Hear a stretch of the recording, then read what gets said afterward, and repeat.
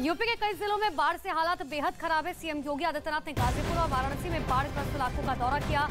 बाढ़ग्रस्त क्षेत्रों का निरीक्षण कर बाढ़ प्रभावितों को राहत सामग्री बांटी। गाजीपुर में बाढ़ के हालात का जायजा लेने के बाद सीएम योगी वाराणसी पहुंचे।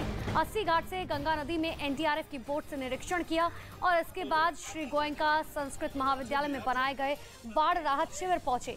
वहां रह रहे लोगों का हालचाल जाना। उन्होंने बाढ़ प्रभावितों को मदद का भरोसा भी दिया।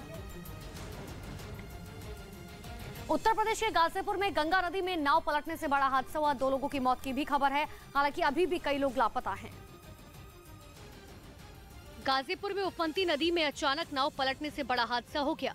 जानकारी मिलने पर आसपास के लोग भारी संख्या में गंगा किनारे एकजुट हो गए, लेकिन कोई कुछ नहीं समझ पा रहा था कि किया तो क्या किया जाए। पुलिस भी मौके पर पहुंची। चारा लेने के इस पर लोग आए थे, अपना चारा लेकर के नाव अपना रख करके लेकर जा रहे थे। इसी बीच में अपना नाव बीच में प्रभावित हो गई। ये दर्दनाक हादसा रेवतीपुर थाना क्षेत्र के अठहटा गांव में हुआ। सीएम योगी ने हादसे पर दुख जताते हुए प्रशासन को मौके पर पहुंचकर राहत और बचाव के निर्देश दिए। एनडीआरएफ, एसडीआरएफ की टीमें रेस्क्यू ऑपरेशन में जुट गई। हादसे में घायल लोगों का इलाज किया जा रहा है। भारी बारिश के बाद कई इलाकों में बाढ़ जैसे हालात बन गए, जिसके बाद लोग अपने घर बार को छोड़कर पलायन करने को मजबूर हैं। खतरे के निशान के ऊपर पहुंच गया। गंगा का पानी निचले इलाकों के अलावा रिहायशी इलाकों में अपना ठिकाना बना रहा है। लोगों के घर, मकान सब पानी की जद में आ गए। बाढ़ का पानी लोगों के घरों के अंदर तक पहुंच गया, जिसके बाद यहां के लोगों की परेशानी बढ़ गई। लोग पलायन करने को मजबूर हो गए। बाढ़ से खेत खलिहान सब बर्बाद हो गए। फसलें पूरी तरीके से पानी ने अपने आगोश में ले ली हैं। पशुओं के लिए चारे के लाले पड़ गए और जो कुछ बचा था उसे लाने में काफी परेशानी उठानी पड़ी। डीएम कोई नहीं आ रहा है। ये पानी खाने से भी मजबूर है। ना घर में कोई व्यवस्था है रहने का, ना खाने का है, ना बैठने का। कई गांव का संपर्क मुख्य मार्ग से टूट गया। हालांकि प्रशासन पूरी तरह से अलर्ट पर है। अधिकारियों को हालात पर नजर बनाए रखने के आदेश दिए गए, लेकिन प्रशासन के रवैये से बाढ़ प्रभावित लोग काफी नाराज हैं। चीनू के अटैक हेलीकॉप्टरों में खराबी आने से अमेरिका की मुसीबत बढ़ गई, क्योंकि अमेरिकी सेना ने अपने सभी चिनूक हेलीकॉप्टरों की उड़ान पर रोक लगा दी है। यानी अमेरिकी सेना के किसी भी ऑपरेशन या ट्रेनिंग में चिनूक हेलीकॉप्टरों का इस्तेमाल नहीं किया जाएगा। खबर है कि चिनूक हेलीकॉप्टरों के इंजन में खराबी आने के बाद यह फैसला लिया गया। कहा जा रहा है कि इन हेलीकॉप्टरों के इंजन में आग लगने का खतरा है, जिसे देखते हुए अमेरिकी वायुसेना ने इनके इस्तेमाल पर पाबंदी लगा दी है। अमेरिका के एक अखबार के मुताबिक हाल ही में कुछ चिनूक हेलीकॉप्टरों में आग लगने की घटनाएं सामने आई थी। हालांकि इस दौरान कोई गंभीर हादसा नहीं हुआ था, लेकिन खबर है कि एहतियात के तौर पर अमेरिकी सेना को यह कदम उठाना पड़ा। हालांकि इस फैसले से अमेरिका की परेशानी बढ़ भी सकती है, क्योंकि इन भारी भरकम हेलीकॉप्टरों के जरिए न केवल बड़ी संख्या में सैनिकों को ले जाया जाता है, बल्कि सेना के लिए हथियार और दूसरी चीजें भी अलग अलग जगहों पर भेजी जाती हैं। ऐसे में चिनूक हेलीकॉप्टरों की उड़ान पर रोक लगने से अमेरिकी सेना मुश्किल में पड़ सकती है। बताया गया कि वहां की सेना के बेड़े में 400 चिनूक हेलीकॉप्टर हैं, जिनके आसमान में उड़ने पर अगले आदेश तक पूरी तरह रोक लगा दी गई। जम्मू में लोगों से किराएदारों की जानकारी मांगी गई।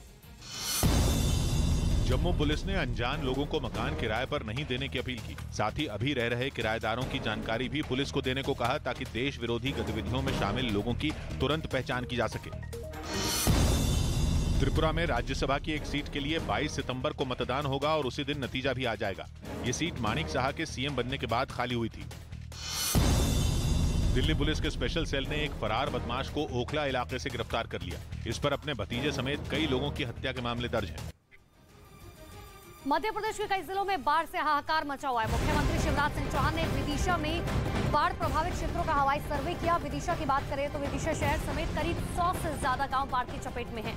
हजारों बीघा फसलें बर्बाद हो चुकी हैं, जिसके बाद मुख्यमंत्री ने लोगों का हालचाल जाना, पूरी मदद का उन्हें भरोसा दिया। शिवराज सिंह चौहान बाढ़ प्रभावितों के घर भी गए।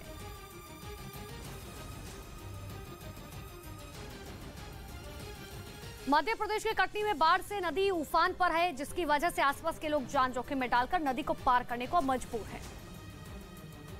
वीडियो कटनी जिले के बड़वारा ब्लॉक की है। बारिश के बाद नदी नाले उफान पर हैं। सुतरी और आसपास के ग्रामीण रोज इसी तरह जान जोखिम पर डालकर नदी पार करते हैं।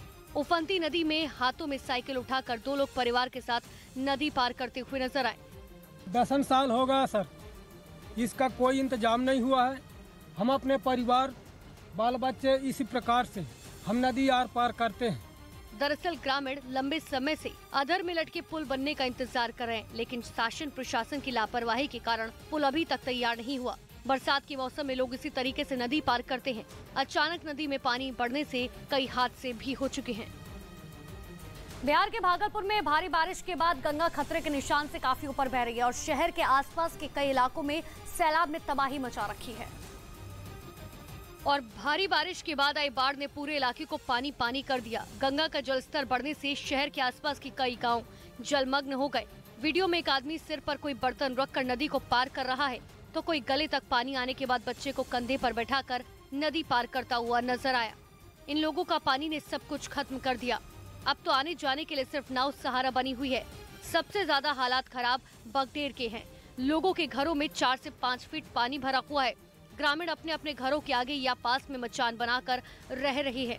लोगों का कहना है कि इससे खतरा और भी ज्यादा बढ़ जाता है, क्योंकि अगर पानी का तेज बहाव आता भी है तो कई बार मचान गिर जाती है। पिछले साल गांव में बाढ़ आने के बाद ग्रामीणों ने पेड़ पर अपने आशियाने बनाए थे, लेकिन इस बार पेड़ नहीं रहने के कारण मचान बनाकर बाढ़ का सामना करना पड़ रहा है। हालांकि प्रशासन का कहना है कि अभी बाढ़ के हालात नहीं हैं। दिल्ली में आम आदमी पार्टी और बीजेपी की सरकारी स्कूलों के मुद्दे पर चल रही लड़ाई सड़कों पर आ गई। बीजेपी के प्रवक्ता गौरव भाटिया को आम आदमी पार्टी के नेता सौरभ भारद्वाज ने दिल्ली के सरकारी स्कूल देखने के लिए न्योता दिया था और सौरभ भारद्वाज की चुनौती को स्वीकार करते हुए गौरव भाटिया दिल्ली के एक सरकारी स्कूल की इमारत देखने पहुंच गए। वहीं पर सौरभ भारद्वाज भी पहुंचे, लेकिन स्कूल की इमारत के बाहर खड़े होकर ही दोनों ने ऐसी बहस शुरू कर दी जैसे किसी चैनल के स्टूडियो में बैठे हों। अरे ये दूसरे स्कूल हम आए हैं तो ये इधर दिखाओ, इधर दिखा दो। ये बन रहा है, ये बन रहा है। देखिए अभी 8.5 साल में बन रहा है। गौरव भाई दिखा दो की सूची अगर मिल जाती है। नहीं आपको लेकर चलेंगे ना। अच्छा सूची दी, डर लग रहा है। ठीक है, डर लग रहा है। धन्यवाद, सच्चाई सामने आ गई है। वीडियो गौरव भाटिया का कोई साथी अपने फोन में रिकॉर्ड कर रहा था। गौरव भाटिया ने उन 500 स्कूलों की लिस्ट मांग ली जो आम आदमी पार्टी ने बनवाए हैं, लेकिन सौरभ भारद्वाज सभी स्कूलों में साथ ले जाने की बात करते रहे। बाद में ये वीडियो गौरव भाटिया ने ही सोशल मीडिया पर डाल दिया। उन्होंने दावा किया कि आम आदमी पार्टी के स्कूल बनाने के दावे झूठे हैं। लेकिन कहानी यहाँ खत्म नहीं हुई, बल्कि गौरव भाटिया के जाने के बाद सौरभ भारद्वाज ने वीडियो रिकॉर्ड करना शुरू कर दिया। सौरभ भारद्वाज के साथ आसपास के लोग और स्कूल के पूर्व छात्र भी जमा हो गए, जो ये दावा करने लगे कि कुछ साल पहले तक इस सरकारी स्कूल में पेड़ के नीचे क्लासें लगा करती थी। 2 पेड़ हुआ करते थे पीपल के। हमारे संस्कृत के मास्टर उन पीपल के पेड़ के नीचे 3-3 क्लास एक साथ बिठा के 9th की क्लास 8th क्लास बिठा के वहीं पे ज्ञान देते थे। सौरभ भारद्वाज ने स्कूल की 3 मंजिला इमारत दिखाई और फिर ये भी दिखाया कि स्कूल में और निर्माण किया जा रहा है। फिर मजदूरों से भी बात की। स्कूल का कमरा अलग है और टॉयलेट अलग है। ऐसा तो नहीं है कि टॉयलेट के अंदर ही बच्चों को पढ़ना है। सौरभ भारद्वाज का आरोप है कि गौरव भाटिया केवल सरकार को बदनाम करने के मकसद से आए और स्कूल के अंदर भी नहीं पहुंचे। दोनों में ही अंदर नहीं घुसे क्योंकि उनको डर लग रहा था। स्कूल के बच्चे उनके पास आए, उन्होंने बोला हम आपके बारे में स्कूल के बारे में बताना चाहते हैं, तो उन्होंने उनकी बात भी नहीं सुनी। टीवी पर शुरू हुई डिबेट पहले सड़क पर पहुंची और फिर सोशल मीडिया पर हंगामे की वजह बनी रही। प्रधानमंत्री के जन्मदिन पर बीजेपी देश भर में कार्यक्रम करेगी। बीजेपी 17 सितंबर को प्रधानमंत्री मोदी के जन्मदिन पर देश भर में रक्तदान और सफाई अभियान जैसे कई कार्यक्रमों का आयोजन करेगी। ये कार्यक्रम 2 अक्टूबर यानी गांधी जयंती तक चलेंगे। दिल्ली पुलिस की आर्थिक अपराध शाखा ने एक नामी बिस्किट कंपनी के साथ धोखाधड़ी के आरोप में एक आदमी को गिरफ्तार कर लिया। अंडर 20 एशियन वॉलीबॉल चैंपियनशिप में सिल्वर मेडल जीतने वाली भारतीय टीम ने दिल्ली में उपराष्ट्रपति जगदीप धनखड़ से मुलाकात की।